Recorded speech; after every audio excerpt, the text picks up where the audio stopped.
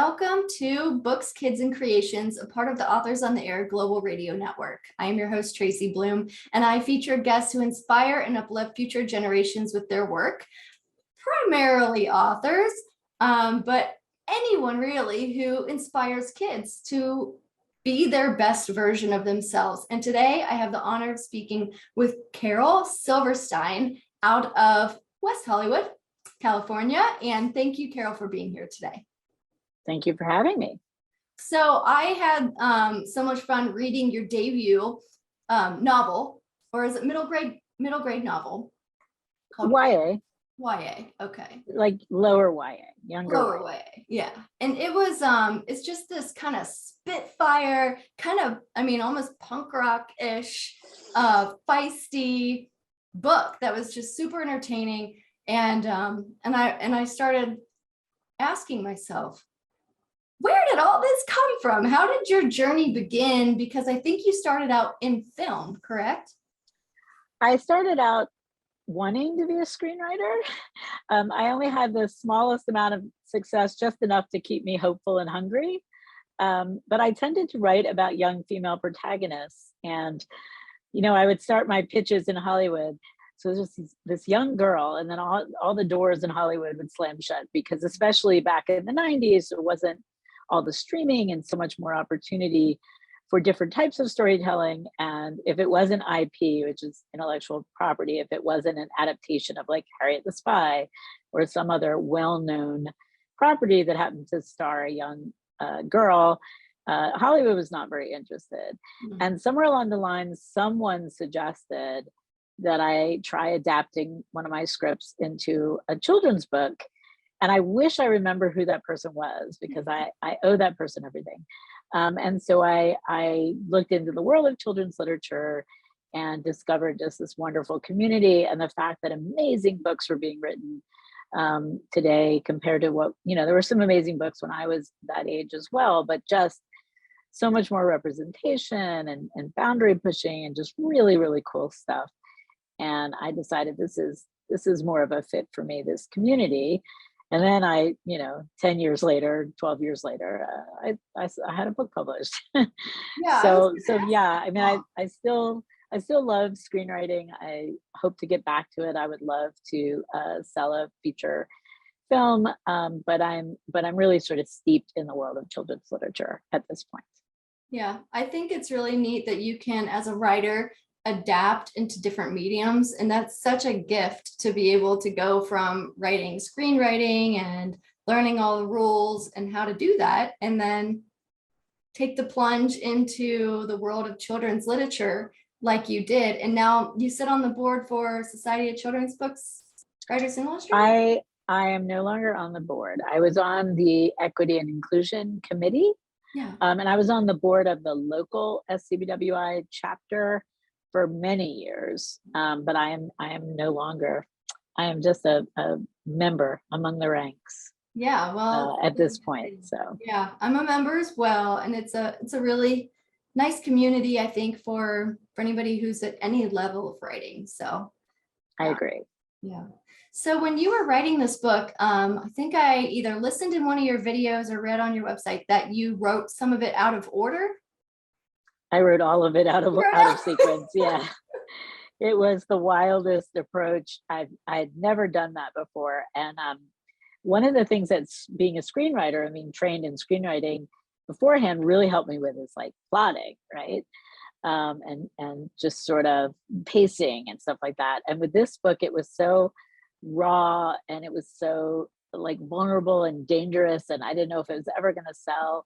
I just started writing scenes as they came to me, and I had hundreds of pages of just scenes. And the only sort of guidepost I had, because I'm a plotter, I like to outline and, you know, start from the beginning and work my way through. The only sort of guidepost I had is that it was the second half of a school year. It would end with a graduation that she may or may not participate in, and that it was very soon after she was diagnosed with this, you know, painful, embarrassing chronic illness, and that was it. And so I had hundreds and hundreds of pages, and at a certain point I thought, okay, I need to look at what I have rearrange it, see where I need bridges from one sort of sequence to the next, and try to make a plot, make a story out of it. And, obviously I succeeded in doing that, but it was a very strange way to go about it. And I swore I would never do it again, but I'm doing it again a little bit with the book I'm working on now. But the big difference is I have an outline. Like I know where the plot's going. Yeah. I was gonna say, what was that process like? Did you use note cards or like a whiteboard or anything? Just Word. Yeah. And I used Excel to help with like the calendar. I had to do, I did an Excel spreadsheet to really track the different, first of all, the time, because when I sold the manuscript and I went back for the first big revision after getting my editorial letter, I was like, oh my God, there's so many inconsistencies here. Like one day, one scene she'd say, 2 months ago when I was diagnosed, and another scene she would say 3 weeks ago. And it was, I had some duplicate scenes. So I used an Excel spreadsheet, and also I printed out a calendar with different colored Post-it notes to track the school story, the family story, the medical story. But, they always say you have to have your manuscript in absolute tip-top shape in order to get an agent or to have your agent sell a book if your debut.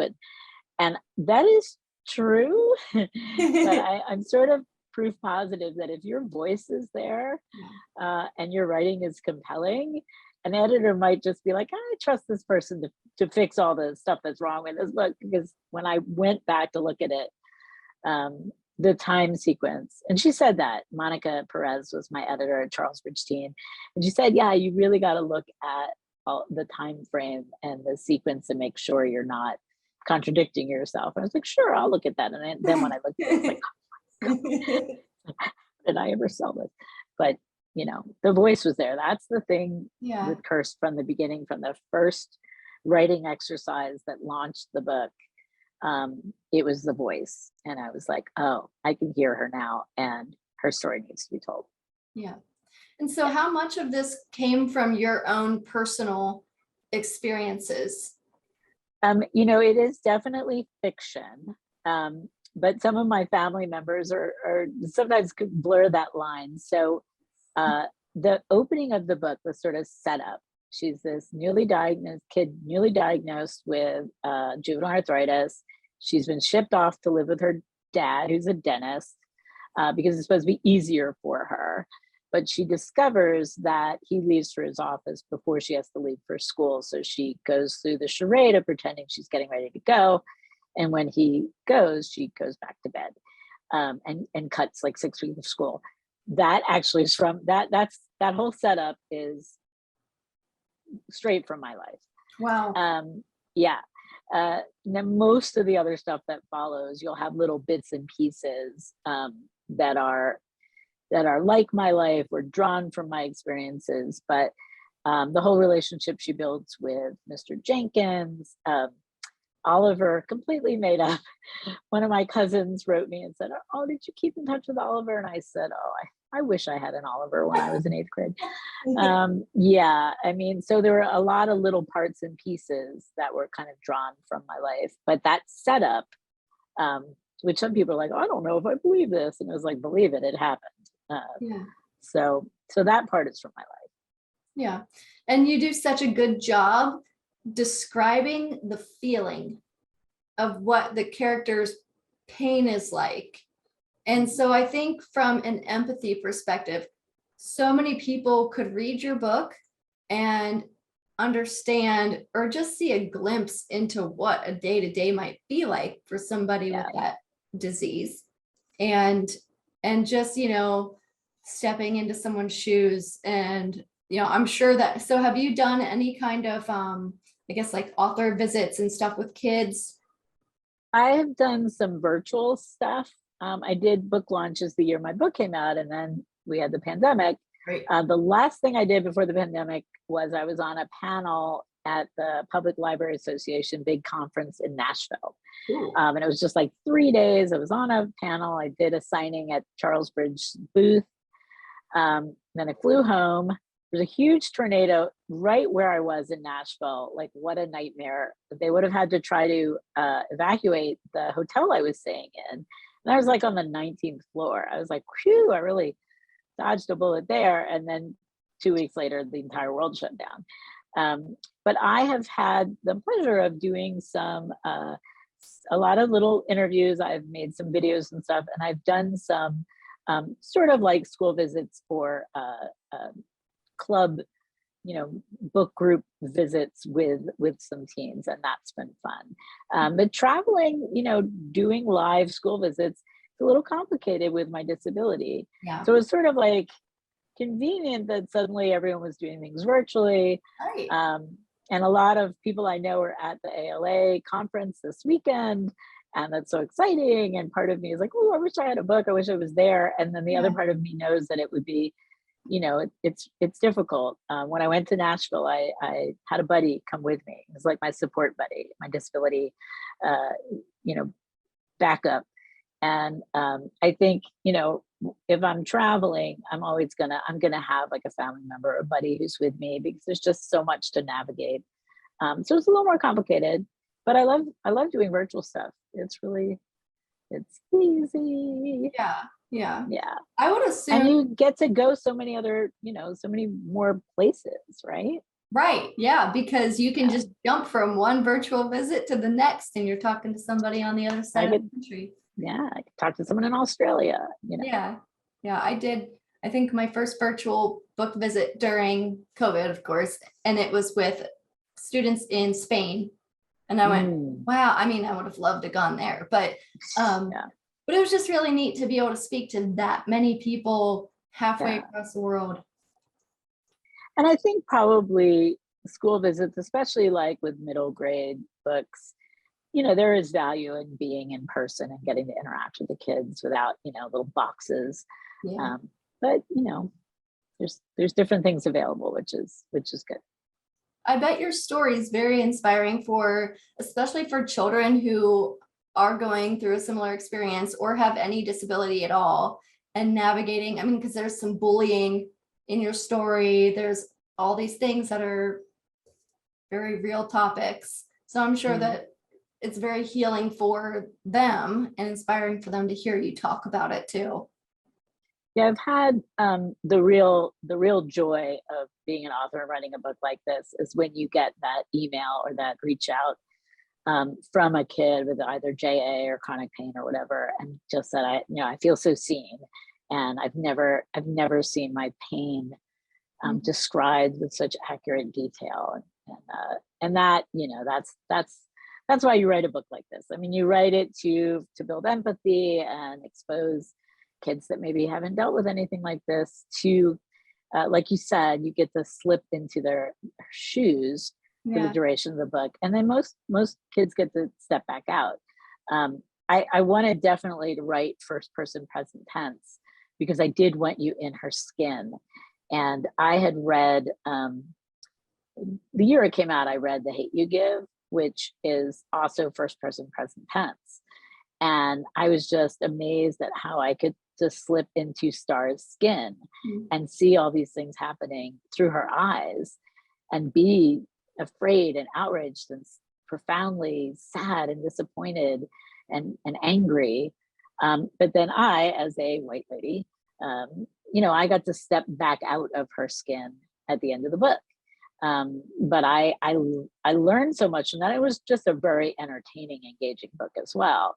And so with Cursed, like, not to compare myself to Andrew Thomas, but with Cursed, I wanted that same thing. I wanted the people that don't have this experience to really get to sit in Ricky's skin for 320 pages and sort of see the world through that lens.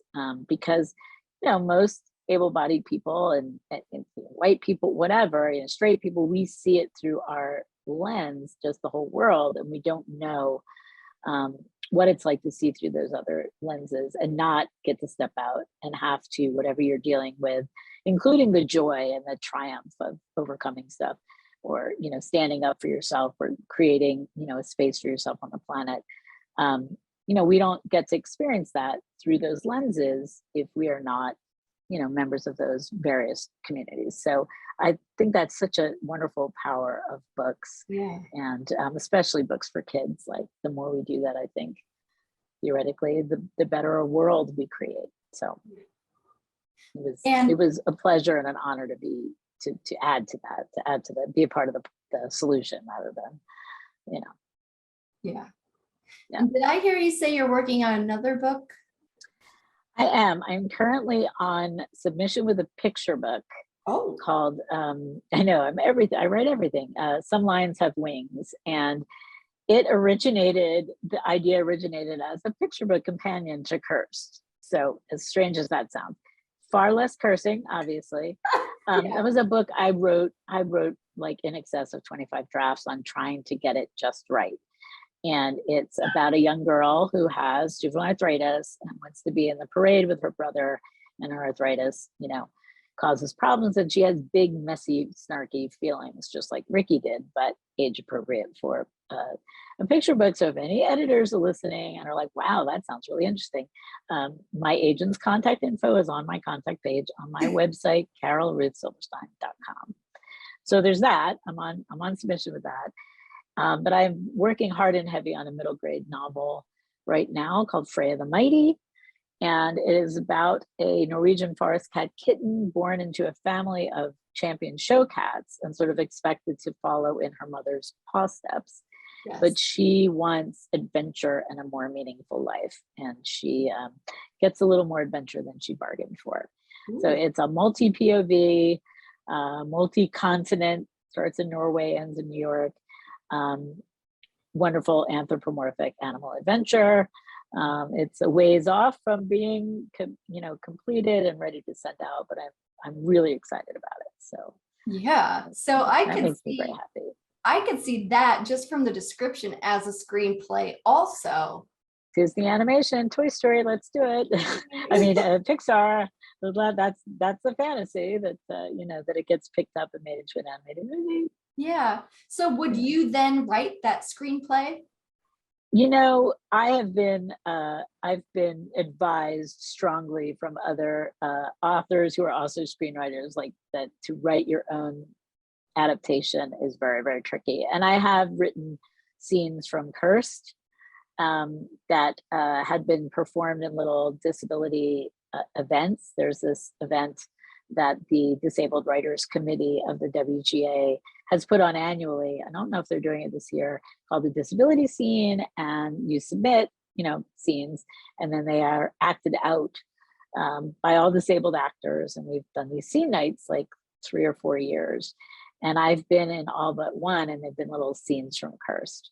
I don't know if Cursed will ever sell as a script. I know Charlesbridge had the rights and was trying to do that, but a little further along the line now. And I had been working on this Cursed screenplay as a writing sample because I got permission from Charlesbridge to do that. But I have been cautioned by other authors that, like, you're so close to it. If it sells, let somebody who's great at adaptations write that. And animation is a very specific kind of screenwriting that I am not versed in. So I imagine I would not write that. But okay. Yeah, I'm always so curious because I personally have tried to dabble in screenwriting. I don't have the formal education or anything. I've just kind of done like masterclass and books and, all the available things online that you can do. And it's hard. And so then I did the adaptation, and then I went, should I rewrite my book? And so now I'm like going back and going through the book and going, should this match this? Because it's different. And I don't know, it just seems like a big craziness.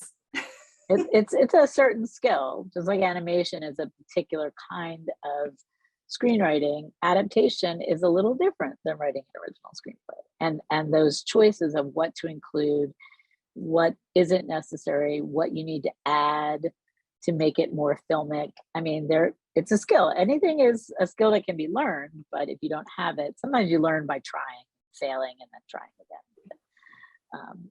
I mean, I love screenwriting. I have a romantic comedy screenplay that I think is about a rewrite away from being something I could show, but I'm not agented as a screenwriter. It's a whole, it's very much like a a conundrum, chicken and egg conundrum, because it's like you need to have sold the screenplay to get an agent, but you need an agent to sell a screenplay. So it's tough. It's a tough business. Yeah. It's tough to have that big break. I like that you talked about rewrites too, because, you know, a lot of people think that you just write something and it's perfect. And it's like, no, you go back and you write it again. You might change things a million times and it might take years to. Yeah. And so I always ask every guest who comes on, what words of wisdom do you have for future generations? Future generations, vote. Yes. vote the right way. If you don't want to vote the right way, you don't have to vote. Stay home. Not to get political, but it's a very political time right now. You know, I would say get the help you need to get your mind and body and spirit straight. Because if you are healthy in mind, body, and spirit, you are going to be more able to do the things that you want to do with your life, and you're going to be more able to be a bright light in the world. And it took me a long time to get those three things aligned, and they're still a little wonky. I still have some help with all of those things, and just believe that things are possible.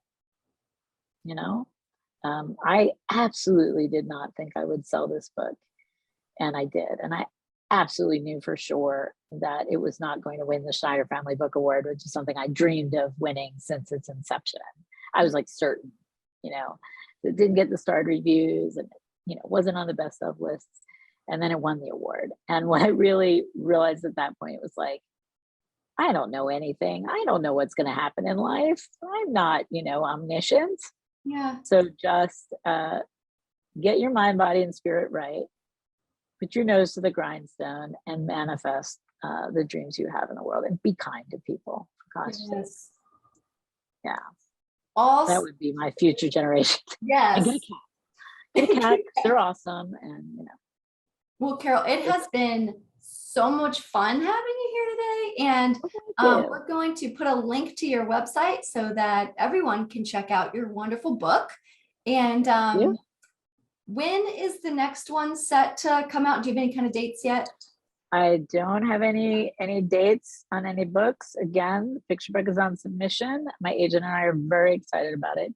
I will be speaking at the SCBWI Summer Conference, which I believe is the first weekend of August.